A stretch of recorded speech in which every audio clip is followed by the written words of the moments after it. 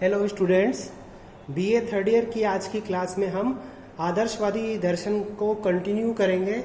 कल हमने उग्र आदर्शवादी हीगल का अध्ययन किया था। आज हम उदार आदर्शवादी टी.एच. ग्रीन का अध्ययन करेंगे, जिनका मानना था कि राज्य का आधार इच्छा नहीं बल है। तो कल हीगल पढ़ने के बाद आज हम पढ़ने वाले हैं टी.एच. ग्रीन के बारे में।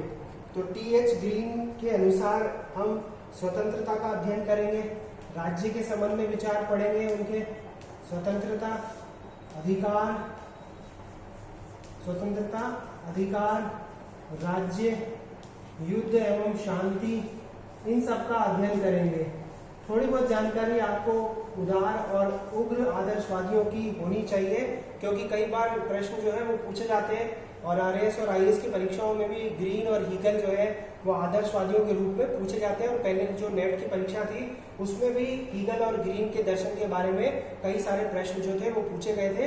अब हम पढ़ेंगे राज्य का आधार इच्छा है बल नहीं। कल ग्रीन के बारे में मैंने बता दिया था कि ये इंग्लैंड के थे और इंग्लैंड में जिस तरह की स्थितियां थी उस तरीके से उनके विचार जो थे वो उदार आदर्शवाद में परिवर्तित हुए। तो स्वतंत्रता के ऊपर उनके विचार हम सबसे पहले यहाँ पर लेंगे। स्वतंत्रता के ऊपर उनका क्या विचार है? ग्रीन के अनुसार स्वतंत्रता न तो केवल हस्तक्षेप का अभाव है और न मनमानी करने की छूट। हस्तक्षेप न किया जाना और अपनी मनमानी करने की छूट देना, ये कोई स्वतंत्रता नहीं है। उन्होंने स्वतंत्रता के दो लक्षण बताए। स्वतंत्रता निश्चित कार्यों को करने की होती है और स्वतंत्रता सकारात्मक होती है। यानी ग्रीन क्या कहते हैं? स्वतंत्रता करने योग्य कार्यों को करने की छूट होती है। स्वतंत्रता करने योग्य कार्यों को करने की छूट होती है जो कि व्यक्तित्व के विकास के लिए आवश्यक होते हैं, और इस दृष्टि से स्वतंत्रता क्या होती है? सकारात्मक होती है। तो ग्रीन ये कहता है कि जिन कार्यों को करने से व्यक्ति के व्यक्तित्व में बाधा पहुंचती हो उन कार्यों को करने से रोकना भी राज्य का दायित्व बनता है। इस तरह की बात उन्होंने कही है। देखिए आगे उन्होंने क्या कहा। ग्रीन के अनुसार स्वतंत्रता का अर्थ नियंत्रण या अनुशासन से मुक्ति प्राप्त करना नहीं है। मनुष्य एक नैतिक प्राणी है, उसका लक्ष्य अन्य प्राणियों तथा समाज का हित संपादन करना है। जो कार्य व्यक्ति के उद्देश्य को पूरा करे तथा व्यक्ति के नैतिक और सामाजिक विकास में सहायक हो, उन्हें करना ही स्वतंत्रता है। व्यक्तियों को कुछ बुरे कार्य करने से भी क्षणिक सुख मिल सकता है, परंतु ये कार्य आत्मा के विकास में बाधक होते हैं, अतः इन कार्यों को उसे न करने देना ही स्वतंत्रता है। तो यानी स्वतंत्रता का क्या मतलब हो गया कि खुली छूट देना स्वतंत्रता नहीं है, कोई नियंत्रण ना होना ये भी स्वतंत्रता नहीं है, कोई अनुशासन ना होना ये भी स्वतंत्रता नहीं है। उन्होंने कहा कि करने योग्य कार्यों को करने की छूट देना जिससे कि व्यक्ति के व्यक्तित्व का विकास हो, और ऐसे कार्यों को करने से रोकना जिससे उसके व्यक्तित्व के विकास में बाधा हो। जैसे उसने कहा कि कोई व्यक्ति जो है वो क्षणिक सुख की प्राप्ति के लिए दूसरे व्यक्ति की स्वतंत्रता को तोड़े तो उसको ऐसा करने से रोकना चाहिए, या वो किसी व्यक्ति की संपत्ति छीन ले, वो चोरी कर ले तो उसे ऐसा कार्य करने से भी रोकना चाहिए। राज्य का ये कर्तव्य है। तो करने योग्य कार्यों को करने की छूट देना, जैसे उसे शिक्षा प्राप्त करने देना, उसे अपनी पसंद का रोजगार करने देना ताकि उसके व्यक्तित्व का विकास हो, इसको अपन क्या कहेंगे? ग्रीन के अनुसार स्वतंत्रता। इस दृष्टि से स्वतंत्रता क्या है? सकारात्मक है। अब अधिकार के ऊपर उन्होंने जो बात कही है, अब उन्होंने क्या कहा कि मानव चेतना या मानव आत्मा स्वतंत्रता चाहती है। ध्यान से सुनिएगा, मानव चेतना स्वतंत्रता चाहती है। स्वतंत्रता में अधिकार की भावना है और अधिकार की भावना राज्य को जन्म देती है। मतलब मानव चेतना या मानव की आत्मा स्वतंत्रता चाहती है। स्वतंत्रता में अधिकार की भावना निहित है और अधिकारों की रक्षा के लिए किसकी जरूरत है? राज्य की। मानव चेतना स्वतंत्रता चाहती है और स्वतंत्रता में क्या निहित है? अधिकार निहित है, और अधिकारों के संरक्षण के लिए किसकी जरूरत है? राज्य की जरूरत है। तो इस तरह की बात आती है। और अधिकार के बारे में उन्होंने क्या कहा कि अधिकार वे सुविधाएं हैं जिनके माध्यम से व्यक्ति अपने व्यक्तित्व का विकास करता है। केवल अपने व्यक्तित्व के विकास के लिए जो सुविधाएं हैं उनको वो मान्यता नहीं देता, उनकी वो मांग नहीं करता, क्योंकि उसे मालूम है कि जो सुविधाएं उसे चाहिए दूसरे मानवों को भी वैसी ही सुविधाएं चाहिए। तो इसलिए वो न केवल अपने व्यक्तित्व के विकास हेतु और अपनी जरूरतों की पूर्ति के लिए मांग करता है, बल्कि ऐसी उन्हीं मांगों का समर्थन करता है जो उसने की है, जो दूसरों के लिए है। तो व्यक्ति की मांग और उस मांग को राज्य का समर्थन किसको जन्म देता है? अधिकारों को। तभी मैंने कहा कि मानव चेतना स्वतंत्रता चाहती है, स्वतंत्रता में अधिकार की भावना है और अधिकारों की रक्षा के लिए राज्य की आवश्यकता है। मानवीय चेतना या आत्मा स्वतंत्रता चाहती है, ठीक है। मानव चेतना स्वतंत्रता चाहती है, स्वतंत्रता में अधिकार की भावना है, स्वतंत्रता में अधिकार की भावना है और अधिकार की रक्षा के लिए किसकी जरूरत होती है? राज्य की। अधिकार की रक्षा के लिए किसकी जरूरत है? राज्य की। अधिकार की रक्षा के लिए राज्य की जरूरत है। अधिकार की रक्षा के लिए किसकी जरूरत है? राज्य की जरूरत है। तो एक अच्छी चीज है कि अधिकार व्यक्ति की वे मांगे हैं जो व्यक्ति के व्यक्तित्व के विकास हेतु व्यक्ति मांग करता है और ऐसे ही उन मांगों का वो समर्थन करता है दूसरों के लिए, जैसी कि उसने मांगे की है। और जब राज्य उनको मान्यता देता है तो वो क्या बन जाती है? अधिकार बन जाती है। अब देखिए राज्य के संबंध में वो ये कहता है, ग्रीन के अनुसार मानवीय चेतना स्वतंत्रता चाहती है, स्वतंत्रता में अधिकार की भावना है और मानव अगर इससे विमुख होता है तो वो मशीन बन जाता है। यह स्वतंत्रता दो प्रकार की होती है, आंतरिक और बाहरी।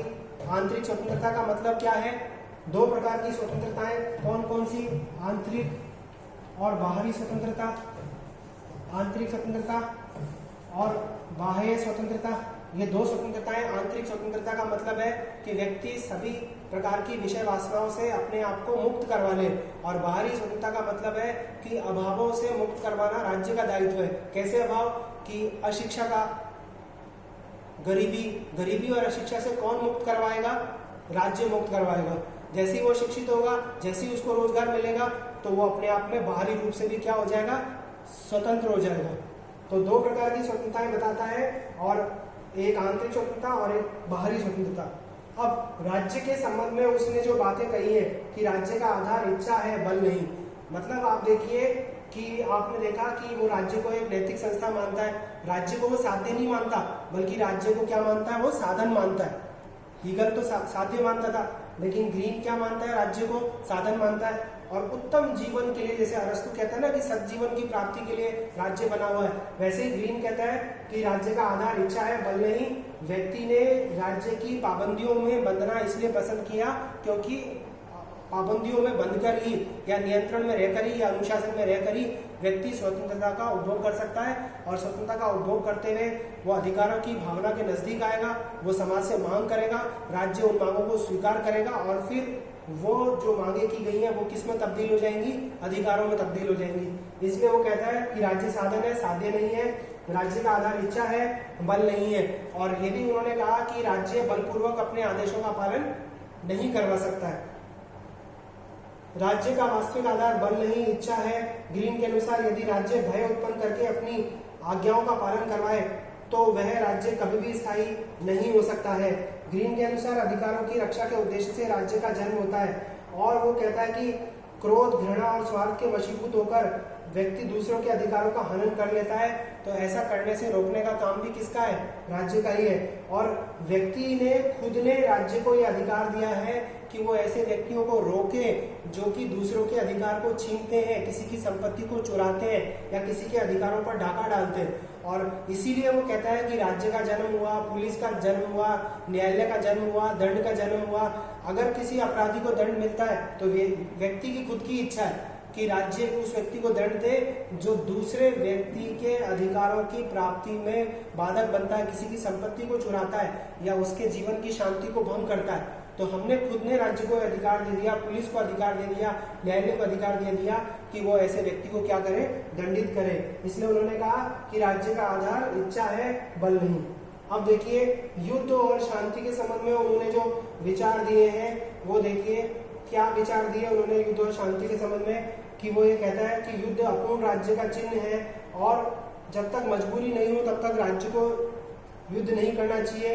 युद्ध निर्दयता पूर्ण निर्णय होता है, इससे मानव सभ्यता का नाश होता है। युद्ध मानव मात्र के जीवन के अधिकार के विरुद्ध है और इस बात को वो स्वीकार नहीं करता कि युद्ध से देशभक्ति, वीरता, त्याग और शौर्य उत्पन्न होता है। उसके अनुसार शांतिपूर्ण देशभक्ति सच्ची देशभक्ति हो सकती है, और जहां तक मानवीय सद्गुणों का संबंध है, इन गुणों का उत्कर्ष ज्ञान की वृद्धि से भी हो सकता है। हीगल कहता है ना कि युद्ध जो है वो समाज की गंदगी को साफ करता है और स्थायी शांति, स्थायी गंदगी जमा देती है, और उस गंदगी को दूर करने के लिए युद्ध आवश्यक होता है, और युद्ध से वीरता का संचार होता है। लेकिन ग्रीन इसका विरोध करता है और कहता है कि युद्ध से चाहे कोई भी जीते युद्ध में, लेकिन नुकसान मानव जाति का ही होता है। इसलिए वो युद्ध का विरोध करता है और शांति का वो क्या करता है, समर्थन करता है। और वो कहता है कि जो देशभक्ति की भावना होती है वो केवल युद्ध के समय नहीं दिखाई देती, बल्कि व्यक्ति में सद्गुणों का विकास करके, उसको शिक्षित करके भी राष्ट्र प्रेम की भावना जो है वो उसमें उत्पन्न की जा सकती है।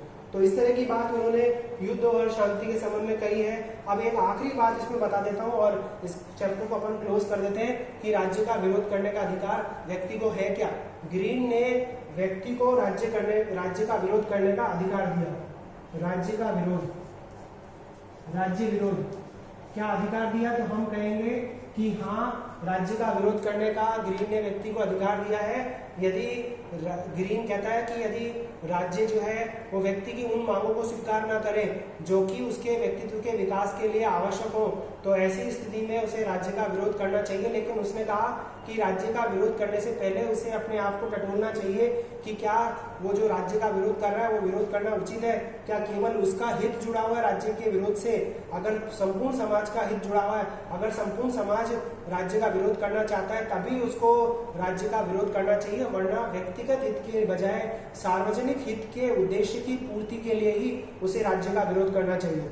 अगर उसको लगता है कि भाई उसके हितों की पूर्ति नहीं कर पा रहा राज्य, लेकिन दूसरों के हितों की पूर्ति हो रही है, तो फिर उसका जो विरोध का जो स्तर है वो बहुत ही कम होना चाहिए। और वो कहता है कि जब जनमत पक्ष में हो राज्य का विरोध करने के लिए, तभी उसको क्या करना चाहिए, राज्य का विरोध करना चाहिए। लेकिन हम ये पाते हैं कि ग्रीन जो है वो व्यक्ति को राज्य का विरोध करने का अधिकार देता है। तो आज हमने आदर्शवादी अवधारणा को पूरा कर लिया। इसके बाद हम व्यक्तिवाद के बारे में अध्ययन करेंगे।